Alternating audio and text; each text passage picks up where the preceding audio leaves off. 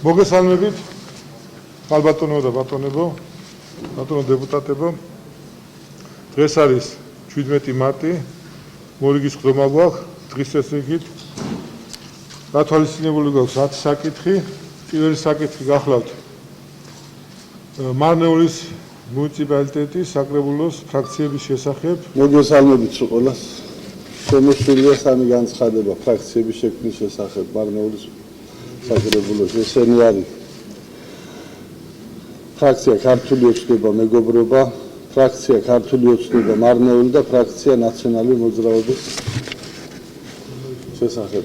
ხალბატონ ნინო, ბატონ თავმჯდომარე, თხოვთ ცნობის სახით.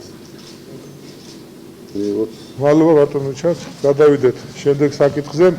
მეორე საკითხი გახლავთ მარნეულის მუნიციპალიტეტის საკრებულოს 2020 წლის 30 დეკემბრის ნომერ 56 განკარგულებაში ცვლილების შეტანის შესახებ. ეგ შემოსულია მარნეულის მუნიციპალიტეტის მერის მოვალეობის შემსრულებლის 2021 წლის 16 მარტის მარნეულის მუნიციპალიტეტის ქონების მართვისა და მატერიალური ტექნიკური უზრუნველყოფის სამსახურის უფროსის მოვალეობის შემსრულებლის მოხსნებითი ბარათი, რომელიც ითხოვს მარნეულის მუნიციპალიტეტის საკრებულოს 2020 წლის 30 დეკემბრის ნომერ 56 განკარგულებაში ცვლილების შეტანას. ბატონი ლაშა გააკეთებს. მოგესალმებით ყველას. ჩვენ საპრივატიზებო ნუსხაში გათვალისწინებული ჰქონდა 1600 კვადრატი მიწის ნაკვეთი არასასოფლო სამეურნეო დანიშნულების, რომელიც აუდიტის მიერ იყო შეფასებული და უნდა გასულიყო აუქციონზე, თუმცა მოგვიწია დაკორექტირება, ასე ვთქვათ, სავალდებულო გზად, მისასვლელი გზად განისაზღვრა 253 კვადრატი, რომელიც ასე ვთქვათ, გამოაკლდა ამ საერთო ფართს და შემოვედით წინადადებით, რომ 1357 კვადრატზე მოგვეცეს თანხმობა, რომ გამოვაცხადოთ აუქციონი.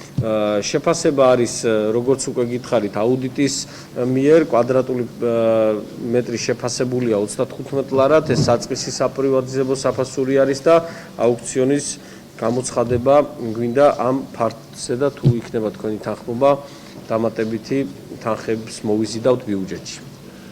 ბატონო, ჩვენ ამ საკითხზე ბიუროს თემაზე დეტალები გავიარეთ, თუ გაქვთ შეკითხვები, ბატონო, გიტაცნობთ. შეკითხვები არ არის, კარგი, დავაყენოთ მაშინ საკითხი კეჭის ხაზზე, გთხოვთ, ვინ არის მომხრე, ხელისაწევი დაგვიდასწოროთ. წინააღმდეგი. დიდი მადლობა. გადავიდეთ შემდეგ საკითხზე. მესამე საკითხი გახლავთ მარნეულის მუნიციპალიტეტის 2021 წლის ბიუჯეტის დამტკიცების შესახებ. მარნეულის მუნიციპალიტეტის საკრებულოს 2021 წლის 26 იანვრის ნომერ პირველ დადგენილებაში ცვლილების შეტანის შესახებ. მოხსენებელი ბატონი უგარ მამედოვი. ხო, ბატონო უგარ. მოგესალმებით. მარნეულის მუნიციპალიტეტის 21 წლის ადგილობრივ ბიუჯეტში შევიდა მორიგე ცვლილებები. ეს არის სოფლის პროექტების განაწილების შესახებ, სოფლების მიხედვის სტანდარტის დამტკიცება და ადგილობრივი სახსრების ფარგლებსაც შევიდა ცვლილება. მოგახსენებთ, რომ იცით, რომ საქართველოს მთავრობის მიერ მარნეულის მუნიციპალიტეტისთვის სოფლის მხარდაჭერის პროგრამის ფარგლებში გამოყოფილი არის 1.222.000 ლარი. მარნეულის მუნიციპალიტეტის მერიამ დაასრულა სოფლების მიხედვით მოსახლეობასთან შეხვედრა და მოსახლეობის მოთხოვნებიდან გამომდინარე მოგახსენებთ, რომ 1.222.000 განაწილდა ჯამში შემდეგი პროექტების განსახორციელებლად. 1.222.000-დან 786.000 ლარი მოთხოვნიდან გამომდინარე გამოყოფილი არის გარე განათების მოწყობაზე. ეს შეადგენს გამოყოფილი თანხის 63.8%. მეორე პროექტი არის გზების მოვლა შენახვა, მოხრეშვების სამუშაოები 114.000 ლარი, 9.25%. სარწყავის სისტემების მოწესრიგება 82.000 ლარი, 6.66%. სასმელი წყლის რეაბილიტაციისთვის 90.000 ლარი, 7.3%. სკვერების რეაბილიტაცია 100.000, 8.93% და სპორტული ინფრასტრუქტურის კეთილმოწყობისთვის 50.000 ლარი, 4.06%. სოფლის მხარდაჭერის პროგრამის ფარგლებში მოსახლეობისთან შეხვედრიდან გამომდინარე აღმოჩნდა ისევე ორი სოფელში სასაფლაოების შემოღობის სამუშაოები. ეს არის სოფელი ბაითალო, რომელიც 10,000 ლარი არის გამოყოფილი სასაფლაოს შემოღობა, მეორე სოფელი არის სოფელი გაჯისაკენდის სასაფლაოების შემოღობა 25,000 ლარი. მოგახსენებთ, რომ მოსახლეობა ითხოვდა სასაფლაოების შემოღობა სოფლის მხარდაჭერის პროგრამით, მაგრამ მითითებებით და დღევანდელ დღეს კანონით, რომელიც სოფლის მხარდაჭერის პროგრამის პარგლებში გამოყოფილი თანხებიდან აკრძალული იყო სასაფლაოების შემოღობითი სამუშაოები. აქედან გამომდინარე, მარნეულის მუნიციპალიტეტის მერიამ მიზნობრივად ჩაითვალა ადგილობრივი სახსრების ფარგლებში ის ორი სოფელში თანხა იყოს გამოყოფილი სასაფლაოების შემოღობის მიზნით. მეოთხე ცვლილება არის წითელი ჭურის დაფინანსებასთან, სოციალურ დახმარებასთან დაკავშირების სუბსიდიის სახით, რომელიც ითხოვს 20,000 ლარი თანადაფინანსება, რომელიც მერიის საქონელი და მომსახურების მუხლიდან მოხსნილი 20,000 ლარი დამატებული იქნა სუბსიდიის მუხლში, ანუ ხარჯები არც შემცირდა, არც გაიზარდა. ამ ცვლილებების გათვალისწინებით მარნეულის მუნიციპალიტეტის 21 წლის ადგილობრივი ბიუჯეტის თლიანი ფულადი ღირებულება შეადგენს 41,477,300 ლარის ოდენობა. დავასრულეთ, თუ რამე კითხვა არსებობს, კი ბატონო, ზათამარ მიპასუხო.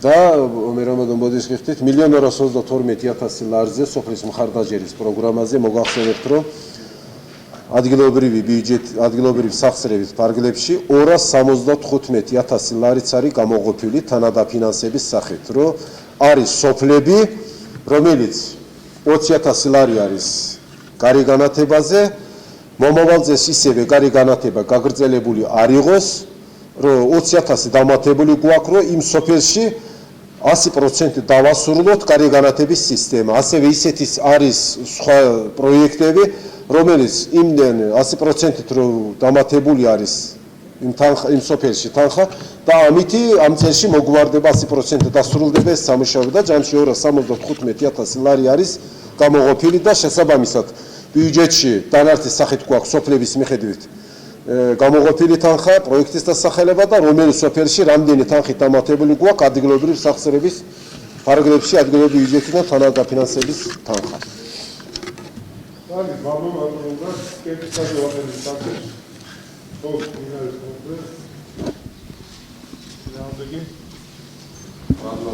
მადლობა. გადავიდეთ შემდეგ საკითხზე.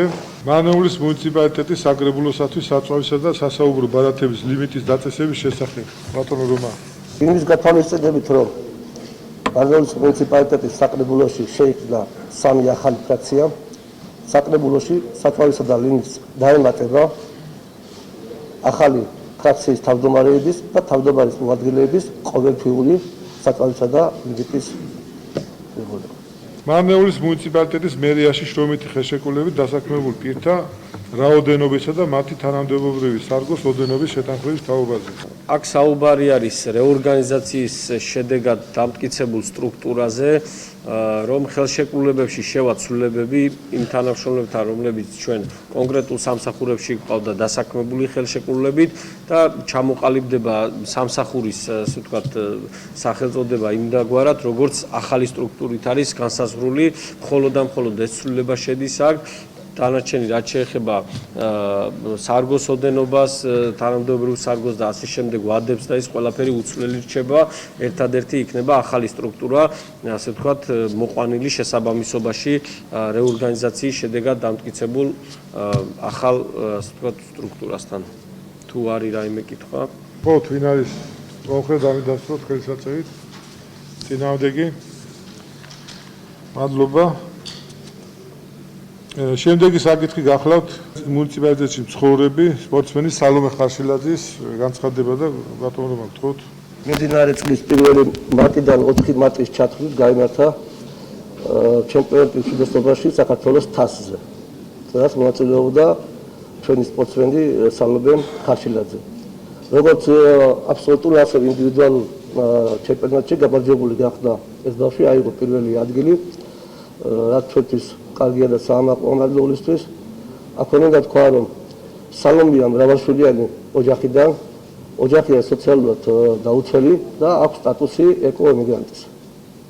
თქვენ იცით, რომ ჩვენ ყოველთვის ეხმარებით წარჩინებულ ახალგაზრდებს და განსაკუთრებულ სპორტსმენებს, ამიტომ წინადადებით შემოვიდათ, რომ აღნიშნული ბავშვი კიდევ ერთხელ წავახალისოთ და უფრო გაუზადოთ мотивация, რომ უფრო კარგად ივარჯიშოს და უფრო დიდ წარმატებებს მიაღწიოს. ყურადღების გარეშე არ დაგვიტოვებია არც ერთი ის ახალგაზრდა სპორტსმენი, რომელიც ესეთ შეჯიბრებებზე წარმატებებს აღწევს და ჩვენ უკვე მეორედ გვიწევს ამ ბავშვის დაჯილდოება, იმიტომ რომ ამ სახეობაში, რომელიც ჩვენს მუნიციპალიტეტში იშვიათია, შვიდოსნობა, ძალიან ნიჭიერი გამოდგა და შედეგებსაც დებს, პირველ ადგილს იღებს და რა თქმა უნდა, მისასალმებელია, რომ წახალისების მიზნით მათ ფულადი ჯილდო დავეხმაროთ. აგეთ, თხოვთ, ვინ არის მომხრე? წინააღმდეგი? მადლობა. ასევე მეშვიდე საკითხიც ფაქტიურად ეხება ჩვენს მუნიციპალიტეტში მაცხოვრებელი ახალგაზრდების, წარმატებული ახალგაზრდების წახალისებას. ეთერ ბახტურიძემ, ანა ჯღანაძემ, ნანიკო ბოჭოიძემ დაამთავრეს მანეულში სხვადასხვა სკოლებში 10 კლასი და გადაწყვიტეს სწავლა გაეგრძელებინათ ქუთაისში გიორგი გვინტაძის საკათედრო სასწავლებელში, ლუცეუმში. ამ სასწავლებელში სწავლება მოგესალმებით ყველა ქართველისთვის არის საამაყო და ეს სასწავლებელი გამოირჩევა თავისი მაღალი დონით საქართველოში და ამ ჩვენმა გოგონებმა პირველად მანეულის ისტორიაში გადაწყვეტეს, რომ ეს სასწავლებელი დაემთავრებინათ. დაამთავრეს წარჩინებით, აქედან ერთ-ერთი გახდა მედალისვალი, რომელიც დააჯილდოვა საქართველოს პრეზიდენტმა. სამივე მათგანმა სწავლა გააგრძელეს უმაღლეს სასწავლებელში და ერთ-ერთი მათგანი გახდა გორში სამხედრო აკადემიაში სწავლობს და ორი კიდე თბილისში უნივერსიტეტში სწავლობენ და პირველი სემესტრი მაღალი ქულებით დაამთავრეს. ჩვენთვის კარგია, რომ ეს პირველი შემთხვევა იყო, გოგონება გადაწყვეტეს მადლოულიდან, რომ სწავლა გაეგრძელებინათ სამხედრო სასწავლებელში და შემოვიდივარ წინადადებით აღნიშნული პიროვნებები წავახალისოთ, რომ სხვა ახალგაზრდა გოგონებისათვის და ახალგაზრდა ბიჭებისათვის მისაბაძე მაგალითი გახდეს და მიცეთ საბაბი და მიმართულება, რომ ამ მიმართულებითაც იფიქრონ მომავალი თავისი ცხოვრება. ეჭვი წარმეპარება, რომ საგრებულო ხაზს დაუჭერს ესეთი დარჩინებული ბავშვების თვის წახალისების მიზნით ჯილდოს სახით. ამიტომ თხოვთ, რომ ხარი დამიჭიროთ, მეგობრებო, ვინ არის თანახმად, თხოვთ დაგვიდასწროთ ხელისაწევით. წინააღმდეგი, დიდი მადლობა. შემდეგი საკითხია ბავშვისა და ოჯახის ხარდაჭერის ღონისძიების განხორციელების ინსტრუქციისა და შესაბამისი ფორმების დამტკიცების შესახებ.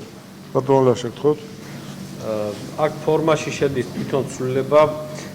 ეს ინსტრუქცია ითვალისწინებდა ერთ-ერთი პუნქტი, რომ ადმინისტრაციული წარმოება უნდა დაწყებული იყოს სამსახურის უფროსის მოხსენებითი ბარათის საფუძველზე, რომელიც ასე ვთქვათ, ამოვიღეთ და შესაძლებელია, რომ მოქალაქის განცხადების საფუძველზე იგივე სკოლის მიერ გადმოგზავნილი განცხადებითაც შესაძლებელია, რომ დაიწყოს ადმინისტრაციული წარმოება და მხოლოდ ეს ცვლილება შედის, რომ სამსახურის უფროს არ ექნება, ასე ვთქვათ, ინდივიდუალურად ამისი უფლებამოსილება და სხვა განცხადებების საფუძველზეც დაიწყება ადმინისტრაციული წარმოება. აქ საუბარი არის, როგორც იცით, ახალ მიმართულებაზე, რომელიც ჩვენ სოციალურ სამსახურში დავამტკიცეთ, შეიქმნა, დავამატეთ შტატები, დავაკომპლექტეთ და ეს ახალი მიმართულება არის და რეაგირებას ჩვენი მუნიციპალიტეტის ეს კონკრეტული ასე ვთქვათ, განყოფილება უზრუნველყოფს. საუბარი არის ბავშვთა მიმართ ძალადობაზე, ბავშვთა უფლებების დაცვაზე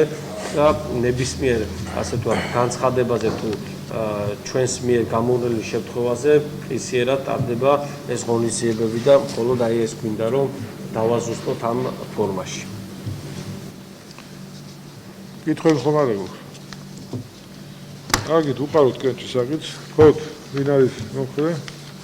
წინააღმდეგი? მადლობა.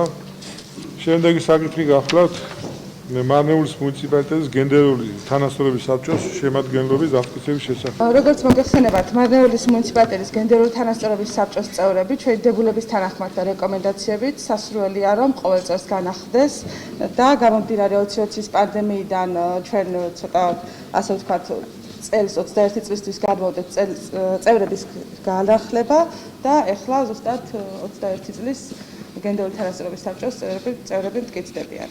სასურველია რომ იყვნენ ყოველ წელს, ანუ გამართლებულია იმით ეს რომ ყველა ადამიანი, ანუ საკრებულოში და ზოგადად მუნიციპალიტეტში მომუშავე ადამიანები მაქსიმალურად იყვნენ გენდერულად გრძნობიარეები და ანუ მეტი ადამიანი იყოს ჩართული გენდერული თანასწორობის საკითხებში. ტურნი ესეთი შეგვიძლია მოგმართოთ, გავაწერიანებთ იგივე არასამთავრობო ორგანიზაციებს პირიქით ჩვენ მივესალმებით თუ ისინი ჩაერთვებიან, უფრო აქტიურები იქნებიან და თავიანთ რეკომენდაციებს, თავიანთ სიახლეებს შემოგთავაზებენ, რათა გენდერულმა საბჭომ უფრო ეფექტიანად იმუშაოს. ამიტომ თუ ვინმე აქვს სურვილი რომ ჩაერთოს, კი ბატონო, დიდი სიამოვნებით. კარგით, კენჭისხადზე დავაყენოთ საკითხი, თქოთ ვინ არის მომხრე, წინააღმდეგი.